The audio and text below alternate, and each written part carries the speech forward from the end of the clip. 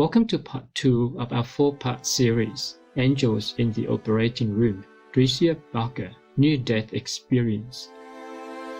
On today's program, Ms. Barker continues to share some of the many insights from her near-death experience. She begins by explaining how time is very different in heaven.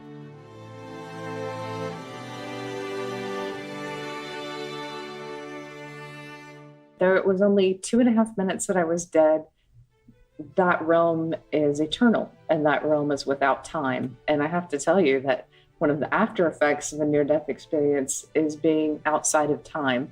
Time didn't make as much sense to me when I came back here, because in that moment, if I had to estimate what it felt like months or hours. It felt so long. I can't even put an estimate on it. All I know is that each moment spread out in eternity, and the lessons went on and on and on. So it wasn't just one lesson, but it was full and layered with lessons. I wanted to stay there. So when I thought about my family members and friends still there and that they would be sad if I died, in my mind over there, I was thinking, oh, they'll be here in no time at all. I thought oh, their lives will play out like that. I didn't think that it would be a long time. So our relatives over there believe that they're going to see us quite shortly, because time is not an important concept there.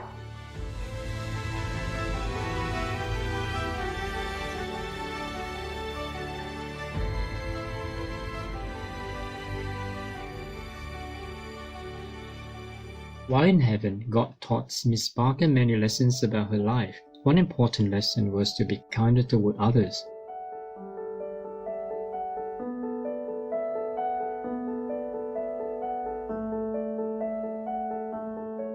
I saw how I could have been nicer to people at work.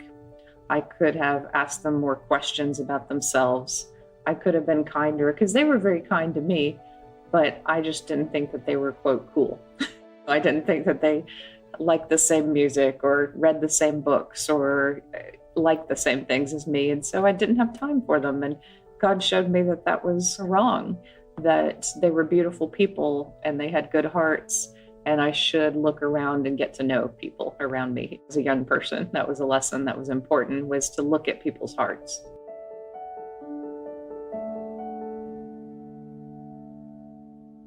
While in heaven, God shows Ms. Barker a river of life. He told her that her mission on earth was to help others through the field of teaching.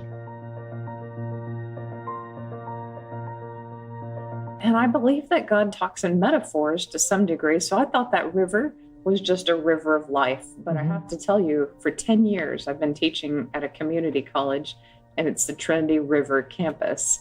And every classroom overlooks this beautiful river. And I remind my students to go walk outside and walk along this river and to be in connection with God and to open themselves to meditation. And I teach meditation out by the river.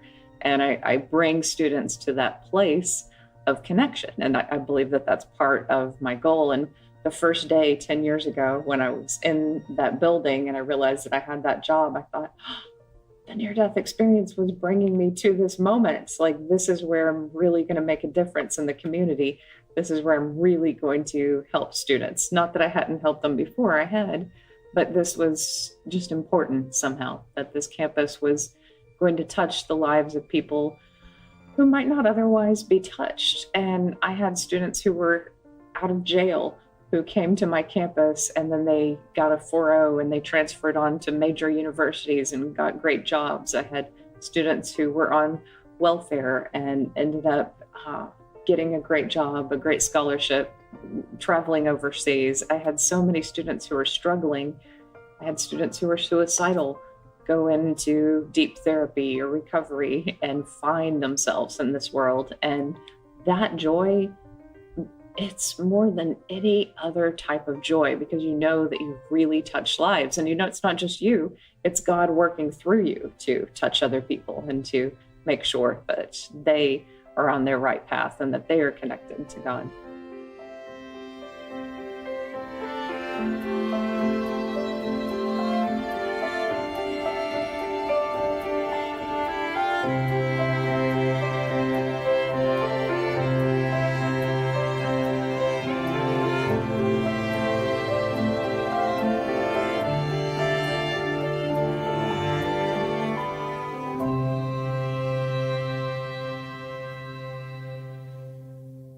We'll take a moment now to meditate on the love of God that exists in all of us. We'll be back after this important message. Please stay tuned to Supreme Master Television.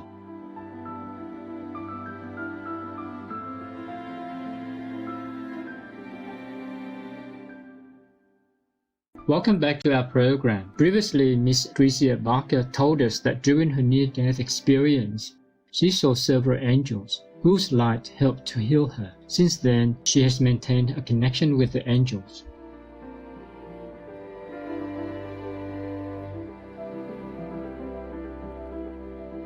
So I had a long recovery. After I was in the hospital for 9 days, I went home and I was in a body cast and my body was in a lot of pain, and I started praying to God and those angels, and I would close my eyes and meditate, and I would feel the same angels working on my spine and working on my back.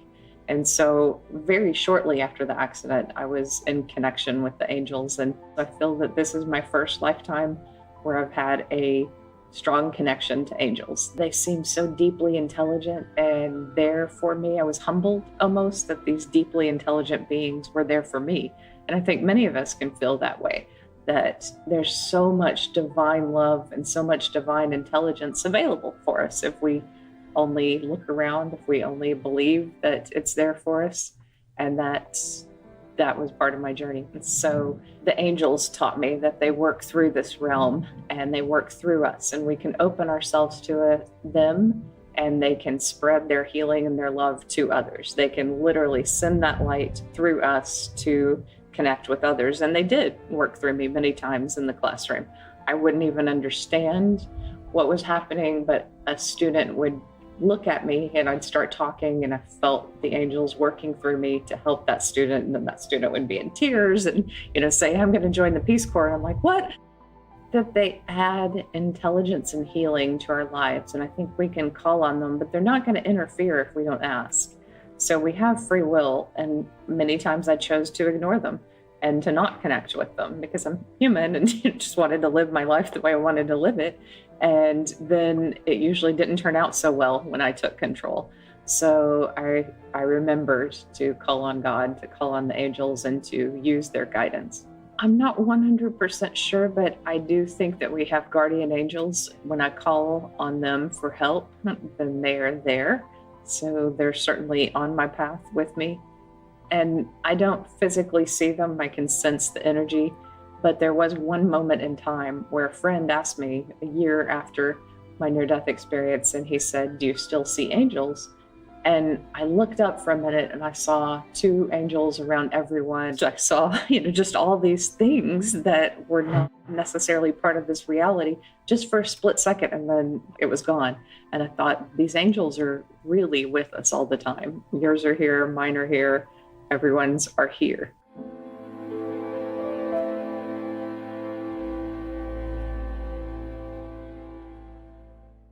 In addition to angels, Miss Barker also sensed the presence of spirits or ghosts. When possible, she tries to help them. I think they're lost. That's an after effect of a near-death experience, is sometimes I've found lost spirits along the way, and I tell them, I remind them what that light is and that it's okay to go. They're over-attached to this reality. It's like if I had just kept staying and looking at my body in the near-death experience and not had all of that happen, I wouldn't know all the beauty and that love of God. So I remind them that the love of God is there. And a lot of times they either go away or they go ahead and go to the light. And as strange as this is, I've helped a few transition and go to the light. And I don't think it's strange because of my near-death experience. I think it's just something I have to do.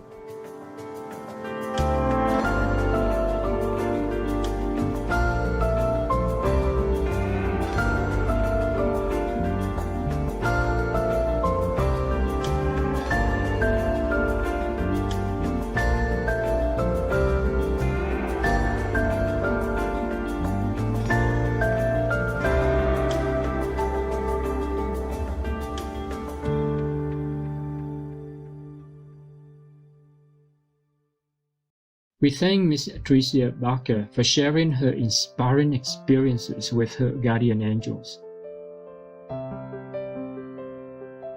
For more information about Mrs. Tricia Barker, please visit triciabarkernde.com.